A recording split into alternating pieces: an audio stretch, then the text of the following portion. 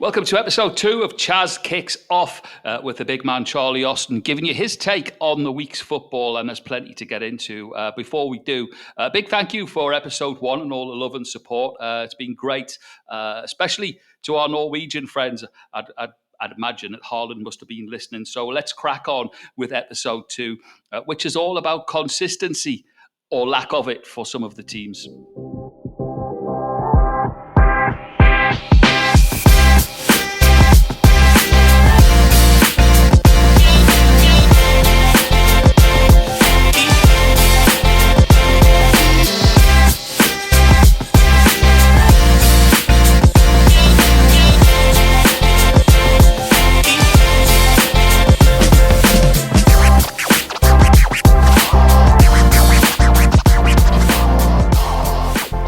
Okay, here we are, episode 2, Chaz Kicks Off.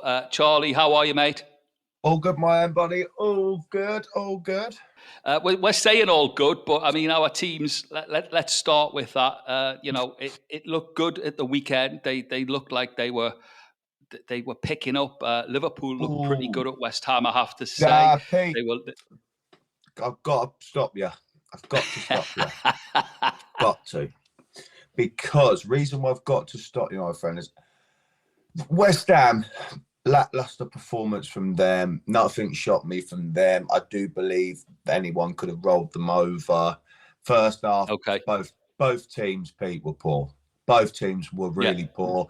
No real quality in it. I see a couple of bits I was frustrated out. Yeah, Verts had a better game than what he has done before. But with the Isak one, normally his movement's really good, right? But I just caught that in the first half where the Gakpo has the ball inside the box and it's him versus Isak versus two centre-halves. But instead of just going to the front post, he's trying to big loopy one round the back. Well, the ball's never going to get there because Gakpo couldn't get it across. Listen, roles reverse second half. It doesn't really do a lot of movement, and it's a great finish when he scores his first Prem goal, right? Bit of a madness bit from Paquetá getting sent off, dissent, all that kind of stuff, and then blaming his hearing that no support from the FA. Still raging on social as well, buddy. Yeah, but raging. You would never get in the support of the FA though, Pete, because they ain't the ones to support you. It's the PFA. It's the players' football. Okay. Do you know what I mean? And they ain't great at the best of the times anyway. So that was one of them. So really, mate, I see little bits from Liverpool in the game. Yeah, that was great. However, I certainly didn't see enough that's going to change around quick. Hence why the midweek result. Yeah, look, I was just devastated. No one used my title for Liverpool's win at West Ham. IKEA finally delivers. No one picked up on that. So, but yeah, look, fast forward midweek, and not just Liverpool though, but we will stick with Liverpool. A game against Sunderland. It's a home game at Anfield. I don't care who you're playing. They've got to win, haven't they? Got to win. Pete, was dreadful. Sunderland were a better team, mate. Like, there's no point getting away from it. At that time, Sunderland had Liverpool camped in. Wow. And albeit for Chiesa, his effort, determination, he saved the run off the line. And the goalkeeper's made unbelievable assists. But do you know what? Even like it was more about Sunderland. They took the lead, and rightly so. They hit the post beforehand in the second half as well. So whatever's going on at Anfield, they need to have a real good get together or real good get. Something's got to happen, right? Whether it's the players, the management staff, the recruitment staff. I'm starting to really think now, Pete, is that look, they've gone right. We want these players, get these players. Fine. But let Diaz go, let Nunes go. They were team players, workhorses. They didn't go on personal goals, etc., etc. Well, put an Isak, fine. He has 125, no worries. Like what it is. Not put him down as like, works hard, etc., but not like a team first, then him kind of striker. You know, strikers are the most selfish people on the pitch. Pete Ekitike, very similar, and you've got Verts as well. So where's the pressing energy coming from? Because Diaz and Nunes give you that tenfold.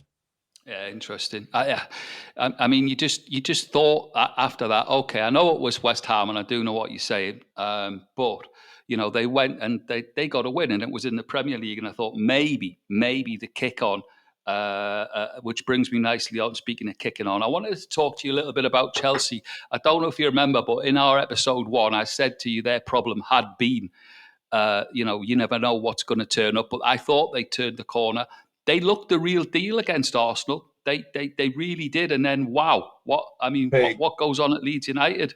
Well, let's go Arsenal and then come on to Leeds. So that's good because on Monday I spoke about it on the telly. Like I was they are right in the mix. Now my bit was, it kind of showed it, I guess. It was what I was saying. How can we keep going on about they haven't got the experienced players? They want the experienced players to get them through the line. When I'm like, Cucurella's won the Euros, plays for Spain. Enzo Fernandez is in there, won the World Cup, right? Reece James won Champions League, played big games for England. And they were brilliant on the day against Arsenal. Brilliant. Say to get sent off. It was a feisty game. But I always think, like, when you're using VAR, that if you freeze frame something, it's going to look worse. It just looked like he caught him late.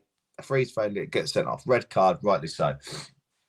Cabias won later on in the game when he jumped up with Chalobah for the header. That's not a sending off. Both of them have got their eyes on the ball, and so the referee got that one right.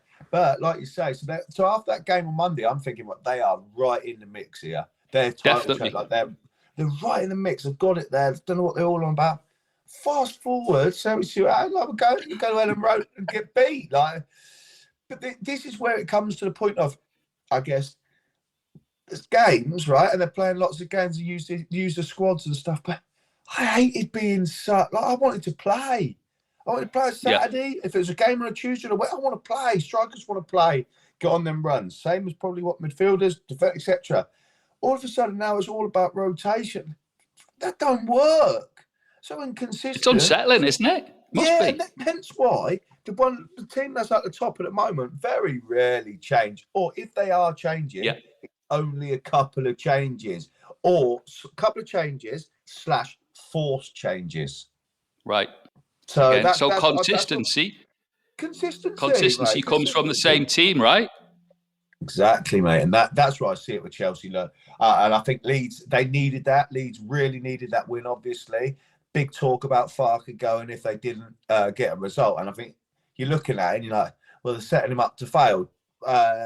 Man City, Chelsea, Liverpool, like them three, they needs to get a win out of them. It's like setting him up to fail. But listen, he's done a great job and they got the result against Chelsea. They did. They did indeed. Okay, speaking of inconsistency, let's come on to my lot.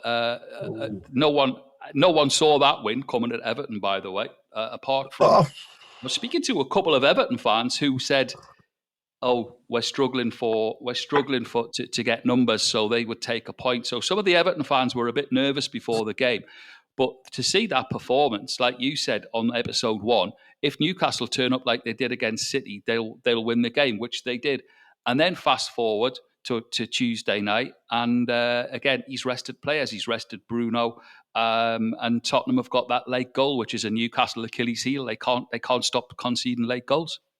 Well, the thing is, against Everton, Peter's well worth the money. Everton wasn't great, right? But they wasn't. But Newcastle never allowed them to get going, though, Peter. Never allowed them to get going. This is the thing. So straight off from the kick-off, ball goes long. Newcastle get control, play up to Volamada, round the court, Alanga's in. 20 seconds in, Alanga's running full pace at Pickford. Yeah, makes a save, goes off, boom, and then comes in 1 minute on the clock, goal, 1-0. Now, they've got to have a go, but gaps kept opening. Newcastle were great value for money, deserved the victory. And then you're thinking, like you say, now it's time, right? We're getting Spurs, who are all over the shop, at St James's Park, up the slope. We're going to see what they've got, Pete, you know? And then all of a sudden, listen, they score last minute equalise 2-2. And that's almost like a sucker blow because you think you come off such a high from Saturday's win. And then at home fans, everyone's getting behind you and it's 2-2, making changes. It's like, maybe that's somewhere where, we've got about players and teams inconsistent. I'd like to, how many inconsistent 11s does the manager make? Like, there's no years ago, going back, there was a solid structure to a team with the players in there that could play week in, week out. Yes, I get it. There's more games, Champions League, etc., etc. I understand that. But these are fully fit lads. These are fully Who fit want to play. lads who want to play. Yes, like it's all these games around the corner, but they're fully fit lads that want to play. And no footballer is putting their hand up unless they are really injured, not going to play. And no footballer also, let's be very clear, Pete, not many footballers play at 100%. Every footballer's got a niggle somewhere going on. Okay. So I'm not really, I like, the manager keeps changing it. I kind of understand it at times, but flip side of it, don't shoot yourself in the foot. Just play the strongest 11. The other thing as well is, and if I'm wrong, I'm wrong, but this playing, all the top managers, they all say it. Oh, yeah, we've got Champions League. There's so many games. The game's not as physical, I don't think, as it was. So, and if all you boys could play, 2-3 games a week, there's no reason why why this lot can't. I think that's the thing. Also, the other thing is you can look at it, Peter, and be like, it's quicker. Like it looks like it could be. It looks like it's quick. It looks like to the eye, like speed. But then I might be doing the other when we played Disjustice. Do you know what I mean? It was quick and it was physical, it was tough and it was end-to-end. And when you think about it, you look at it because you maybe more speedier players, etc. But when you was an 8, let's go back. When you was an 8, Gerrard played, he was an 8/6/4/10, box-to-box midfielder. The closest we got to that at the moment is Declan Rice, yeah? And he is elite. He is elite. But he's asked to be in that sitting, holding, but can go forward a little bit. Gerrard had no choice, mate. It was 4-4-2, up, down. Same as Lampard. And same as Scholes to a degree, and dictated it in there, but still made the box. Now it's like almost everyone's got to be this position. There was no number 10. There's no number 10. What's that? Let's be honest. No. Oh, we play a 4, then we play a 6. What are you on about? If you played centre midfield, you had to defend and you had to attack. That was it. So it's a simple game. By the way, loved the other 2 winners of this week who have shown consistency. First up, Man City. They're looking like Keegan's entertainers, aren't they? I mean, what a game that was. Do you know what?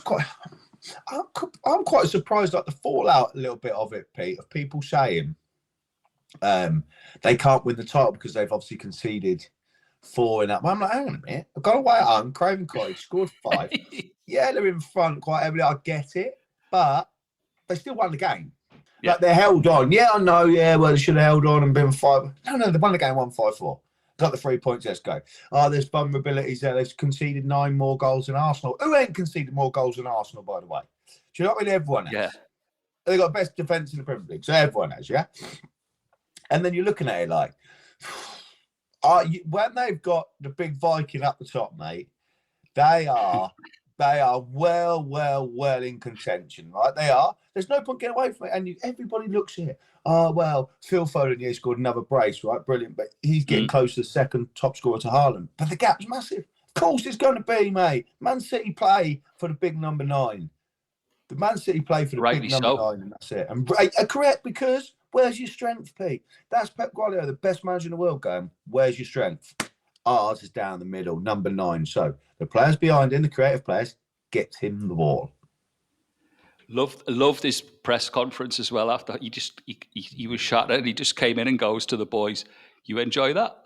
Yeah, it was like, the emotion when Pep Guardiola's emotional. I think that's what makes it enjoyable as well, that he's emotional.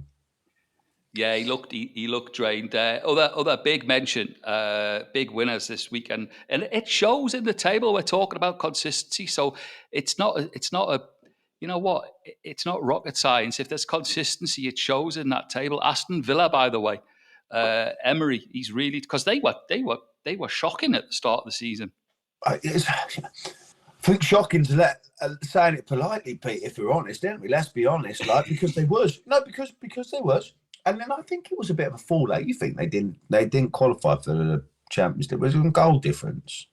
The goal difference and missed out on, and like, that's massive when you think about goal difference. Like, so that happens, and then you're like, they're poor, but then you're always thinking, can they turn it around? Can they turn it around? They've got the manager to turn it around. They've got the players going to stand up. My biggest thing is to Ollie Watkins, right? Why don't he start pulling his finger out? Yes, he scored a brace and all that last night. He needs to put his finger out because World Cup's around the corner. And I've got to be honest, the way it's looking at the moment, there's every chance we only take 2 strikers and take an extra 10 because no one's putting their name in the hat or holding other than Danny Welbeck, right? But he's not going to take Danny Welbeck. He's not. He's not going to do that. So no age, right? Age, age. But you got Harry Kane's going to obviously, hopefully, stays fit. He's R9, but there ain't anyone else. I do think if Ivan Toney comes back to the Premier League in January, he's going to throw it and have a good fantasy. There's every chance. But other than that, they don't pull the finger out. Ollie Watkins, he ain't going on that plane. However, brilliant finishes last night against Brighton. Shows Brighton's vulnerabilities a little bit, and they go on there. I like Andre Onana. I like him. That's good, big, strong, physical centre midfielder. And look, Unai Emery's got the players there, and he's got a good number 10 in Morgan Rogers. And at the moment, he's the one that's got hold of the 10 shirt for England. Absolutely. Listen, we had funnily enough, we had so much feedback this week and lots of activity and questions coming in on X and Facebook from our first episode. I had a question for you, and it comes from John Richardson. And John asked, he said, when you're on episode 2, ask Charlie, he says, because he said, I want to know about Isak, and I know everyone still talks about it, but he said, as a centre forward yourself and putting yourself in Isak's shoes, he asked you to delve into how you would have treated that. He said he understands that when Liverpool comes in, you're interested. Of course, it's a huge club, but now that they're struggling because of the way Isak handled it, he's not fit. So he said, how would you have handled that if say you were at Newcastle and Liverpool had come in? Is that down to his agent? Has he nosed it up a bit, or he says, what would Charlie Austin do? It's a good question. I'm saying, Pete, I think it's. Is he a Newcastle fan? Is he a Newcastle fan, Pete? Yeah. Yeah, he is. Yeah. Yeah. This is reason why I asked. I didn't know if it's like that. I honestly think Liverpool, Isak, Newcastle, and his agent all to blame. Yeah. I do think they've all played their part. Sure. All played their part. Liverpool have obviously said their bit. We really want you. This is how much we're going to pay. This is how much we're going to do. But you need to do what you can to get out. Agent said, right, don't give him the wrong advice. Isak's then listened to the advice and listened to Liverpool because it's Ed's turn. Then, yes, Newcastle are trying to protect their own name, but they've been in the bit where it's like, well, fine, no problem. They would have been part of it. Well, since he laid down the law of not going on to the pre-season tour, and he said, he's gone to Sociedad, and it's gone kind of that got all played out in the press. They've probably gone, right, but you're not bigger than the club, so we're going to make a stand. You could train on your own. You're not coming. Rightly so, by the way. Rightly so. But every player will tell you, you cannot get fit, match fit, pre-season fit, unless you are training with a first team. There's no under 23s, no any youth team, kids football that's going to have the demand of a first team training session. That is just not going to happen. So I honestly think it's an accumulation of all of them things. And then, as every forward knows, and fan, if the centre forward comes in and scores straight off the bat in the Premier League, now you've got even if you're not up to the stage, then goals just seem to bring you up to that level somehow quite quickly. I just feel like Liverpool paying the price. Isak's paying the price, and so are the rest of the Liverpool team. Flip side of that, Newcastle bought a striker that scored a couple straight off the bat, right, in Voldemar. So it's not even thought about. Now Isak gone down, want him, great, we sold him, got some. Roll back the clocks just real quickly, Pete, for when he was still at Newcastle. Everyone loved him, right, and rightly so, because he was on legend status, and rightly so for what he done.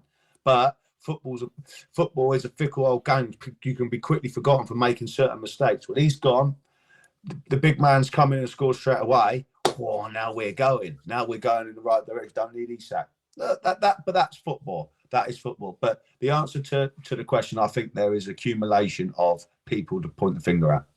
Absolutely, and I would have let, if it was my thing, and I said this all the way along, as a fan, not within the media, but as a fan, I said that Newcastle, once he said he wasn't playing, get him gone. Get him out. It affected the other players. So, but a good answer. Okay. Look, so your big winners of the week probably going to be the same as last week, I would imagine, club wise. Big winners, mate. Arsenal, so consistent, mate. So consistent. Yeah. And they've got the players to move in and out. Now, I know I said earlier on the episode about not playing the same players, etc. But that's a sign of a team of Man City of old, that when someone comes out, the exact same type player goes straight in there. Qualities, etc., etc. Eze and Saka was on the bench midweek. Do you know what I mean? Yeah. And then they went for it, and then it was Noni Madueke is coming back fit, and he's like them two either flip-flop. But they're the big winners for me, Arsenal. They're the most consistent. They're pulling away. I'd still like we're in to start December, etc. I think if they don't win the league, then it is time for Mikel Arteta to go. I don't even think they can hope in. Oh well, if we win the Champions League, no, English Premier League, mate. That's where we're at. If they don't win it, then maybe it's time to move on. But I think they are the flag bearers. They are clearly in pole position. And also, Pete, quickly on that, when Liverpool was going away and being points clear, etc. The reason why it wasn't because they was great, it was because they was the most consistent. Yeah, absolutely. Consistency is the key, and again, it's something that every club strives for. But I look at it as well, and you're always, as a fan, you look at your own club. Yeah, and I look at teams like Arsenal, City, Chelsea. They keep the ball well, and that's what frustrates me about my team is that the lack of ball retention is like it sometimes it really it's like did they not work on that? On that, you saying that, right? Would you rather watch your team just pass the ball about with much purpose? I'm not saying Arsenal and City don't pass with purpose, right? I'm just saying. Would you rather just keep the ball and move it around the back, etc.? Or would I know not turnovers and lose the ball so much like straight all the time, but what if you could sit down with Eddie Howe? What would you be saying from a fan's perspective? What you'd want to see from a Newcastle team? Do you know, it's a good question, and I know where you're coming from with it, but it's just I look at other teams. When you've got to take the sting out of the game, it's that period. So they've gone like if you've got that late goal, Bruno's got that late goal against Tottenham. Take the sting out of the game, but knock it about like City do. That's what I want to see, where they play or. It's gone. They've held the ball around the back, or the keeper's gone down. They just take that sting out of the game. But Newcastle, they're not. They don't seem to do that.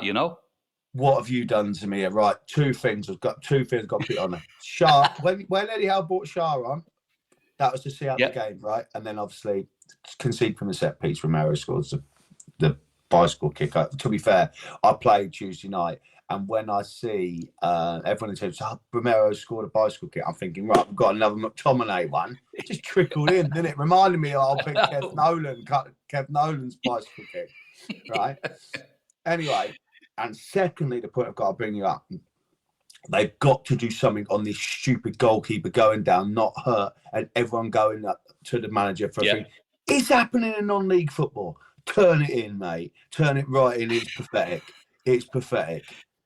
And everyone knows what's happening. Everyone knows that, mate. The physio's on there laughing with the goalkeeper. There's nothing wrong. Then all of a sudden, these lads playing step-free football are there, stood there with the manager trying to do a manager masterclass. Like, mate, what are you doing? There's something's got to happen here. The refs know they've got to blow the whistle to stop, and the powers that be have got to do something to make changes. How they do it, I don't know. I'm not paid enough to give my 2 pence, but something's got to happen, mate, and change is ridiculous. That is it. Absolutely agree. Losers of the week, I'm going to imagine, are an amalgamation of Liverpool, Newcastle. A number, right? But, however, my loser of the week is the two people and the club. The loser of the week is Tottenham. Okay. Vicario and Thomas Frank. Yeah. Tottenham. Tottenham, because of their attitude at the weekend, obviously getting beat the way they did to Fulham was poor, right? That was the way it was. You expect them to win at home. However, moving on to the manager and to the goalkeeper going at another fan and moaning about being booed out. I heard the other day that that they made a good point saying, listen, that's the way we are. It was because the fans went wee when he kind of kicked the ball and the ball went in. But that's English culture, right? You have a shot from 20 yards and spoon it miles over the bar. Everyone gives it that kind of cheer. Do you know what I mean? So it's part and parcel. However, when you kick the ball out, I didn't like Vicario's action afterward. He didn't try his best to get it in, to sprint back in the goal because he's kind of given it away. If that was a centre half that let their man run, everyone would be in uproar, right? And then as soon as your manager tries to have a dig at the fans, that never goes well. And Thomas Frank also, when the lights are on you now, Tottenham have that expectation where they think they've got to try and get in the top four, being expected to be in the top six. And look, they're thereabouts at the moment. But the issue is that you can't turn on the fans. The fans are paying money. Tottenham are one of the expensive places to go for the ticket prices, Premier League, European nights, etc., etc. They're well and truly in their right to voice their concerns. And that's not just Tottenham fans, by the way. That's the punters that pay to go and watch the games, right? He's got a difficult enough job, which you highlighted last week. He's not at Brentford anymore. He's at Tottenham, so he's in. And that's a difficult place at the best of times. So when you start criticising the fans, it's a bit. Exactly. Okay. Let's turn our attention to this weekend because there's some big games. Probably the biggest game I've kicked off with first when you look at the table, and it's going to be interesting because Arsenal have come from that test of going to Chelsea. And now they've got Aston Villa, who sit nicely in third. That'd be a cracking game, Charlie. Be a cracking game. And the thing is as well, tactically, I think it'd be a tactical one. Yeah, Arsenal, isn't it? The way they are. And you always expect Arsenal to win, right? Because they're the most consistent. But Aston Villa, are not far behind them on a consistency. Yep. The reason why I say the tactical side of it, because Unai Emery sets his teams up in Europe and in the Premier League really well. It's got them solid in there. Great result midweek, 2 down, come back to win, right? And win 4-3, rightly so. They've got a centre forward that's starting to score goals. I think pennies probably dropping there if you don't pick up. World Cup is it's going to be touch and go whether he's going to go, right? So him scoring. I do fancy Arsenal. You can't get away from that, but it's going to be a cracker. It's 2 teams fighting at the top end, as we say. Let's say Villa third, and they start showing that consistency now, and they're probably having that. When they've had that taste of Champions League football and the Champions League money that comes into the club and shows the finances when you're not in the Premier League, in the Champions League, and you're in Europa League. Well, that different. You're swimming in a different pool of players as well when you're trying to attract them, right? So I think it'll be a fantastic game, but I do think Arsenal will continue their great run of form. Yeah, I think Arsenal will edge it. Now, I would have said, without the midweek games, I would have said, this was a nice game for Liverpool to go to off the back of having West Ham away, Sunderland at home. But now they go to a Leeds team who are invigorated after that result. Leeds will be bang up for this. Okay.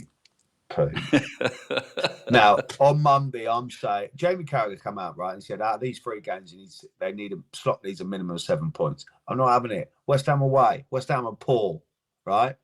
Sunderland, I'm expecting to win. I'm going to go to Leeds.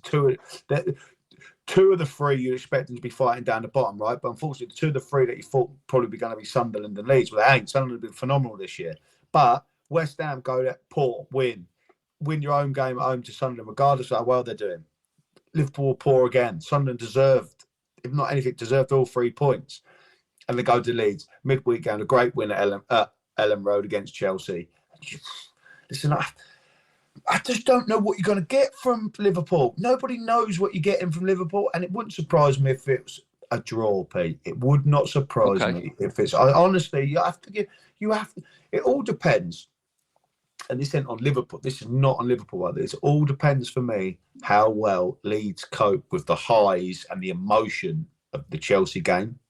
Can they now go and back that up against Liverpool? Okay. The thing is, as well, for me, I just think the way that Liverpool feel at the moment, the team, going to Elland Road as well is probably one of the toughest places to go. They'll be well up for it.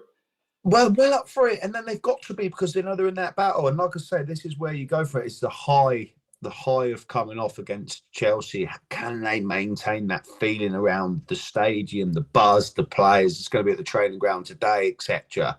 Can you maintain that? But that's the demands of the Premier League. Okay, I fancy Leeds. Unfortunately, you'll not like that, but I do fancy Leeds to back that up.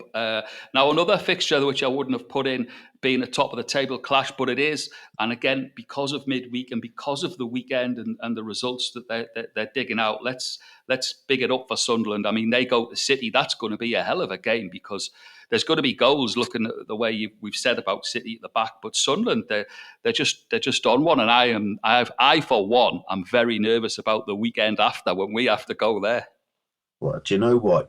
You've got to give them their dues, right? You've got to. Like, whatever's going on there is a momentum swinging on the crest of a wave. No expectation.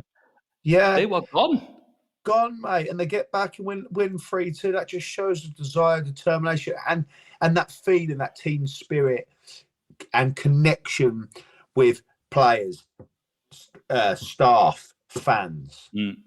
That shows that connection, right? And then you just think they go to City. Now, like I said, at the start of the season, I tipped Sunderland to stay up in the Premier League. Did I imagine them to do as well as they are? Absolutely not. Nobody did, right? But would I be surprised? Would I be surprised? Would anybody be surprised if it's not a Man City big win? No, they wouldn't. That's what I'm going for. I think this weekend could just be one. So they've got nothing to lose, by the way. Let's be very clear. They've got enough credit in the bank. They've got enough points in the bank to be okay. They have Pete. But for me, I would not be surprised if City run right at the weekend. Sunderland I know Sunderland back. Yeah, I know that goes against it. But you know what? I think it's almost to the point, Pete, for me, is the Sunderland fans, this is a free one. This is a free one playing Man City. There's no expectations on it. And you know what, as well, they were saying they weren't bothered if Xhaka's on one yellow card, and he's been the signing of the season, as we've said. Now they were happy for Xhaka to take that yellow card against Liverpool, so he'd miss City, but he would be back for the derby. So they're not bothered about the City game. They see it the same as you. They see that as a free hit. They want everyone fit and ready for when the Mags come to town, because that's going to be their big game. And currently, they've got to be favourites, I would say. They have to be. Interesting. Great. Listen, so we've got Villa, Arsenal, Leeds, Liverpool, City, Sunderland. There's a host of other games as well. And of course, we will be back next week to pick the bones out and look for our heroes and villains. Charlie, always a pleasure. Great recap of this week. It's just fascinating, isn't it, the way the Premier League's shaping up this year?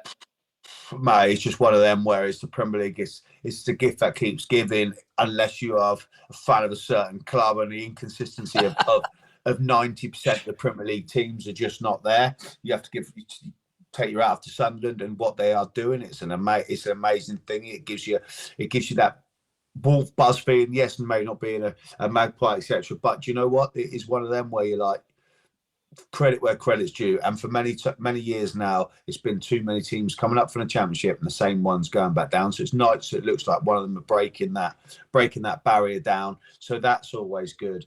Inconsistency, I think, is the title for the Premier League at the moment, all bar one team.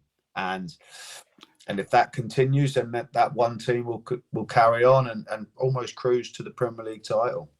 Well, let's see what happens this weekend, because I'll tell you what, Mr. Slot will be in big trouble if it's a home win at Elland Road. That's it from me and the big man, Charlie Austin, and we'll be back on episode 3, picking the bones out of the Premier League action on Chaz Kicks Off.